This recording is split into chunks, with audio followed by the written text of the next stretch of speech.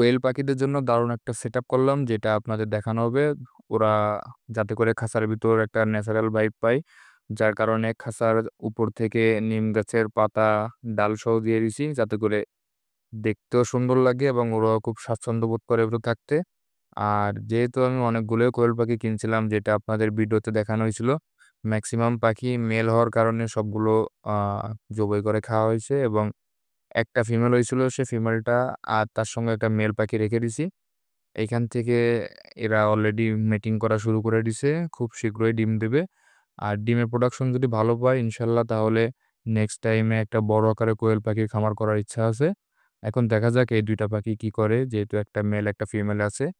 ইচ্ছা আছে ওরা ডিম পারলে ওদের ডিম থেকে বাচ্চা-কাচ্চা ফুটানোর। যাই হোক, ডিম দিলে ওটা আপনাদের ভিডিওতে দেখানো হবে ইনশাল্লাহ। আর কোয়েল পাখি লালন-পালন সম্পর্কিত অনেক ধরনের ভিডিওই আমার চ্যানেলে পেয়ে থাকবেন। ভিডিওটা যদি YouTube থেকে দেখে থাকেন, তাহলে অবশ্যই আমার চ্যানেলটি সাবস্ক্রাইব করে দেবেন, এবং যদি Facebook পেজ থেকে দেখেন, অবশ্যই আমার পেজটি ফলো দিয়ে সাথে থাকবেন, যাতে করে নতুন, নতুন ভিডিও ছাড়লে আপনারা দেখতে পারেন এবং যারা পশু-পাখি পালনে নতুন, তাদের একটু হলেও উপকার হয়। তার জন্য চেষ্টা করি সবসময় ভালো ধরনের ভিডিও করার।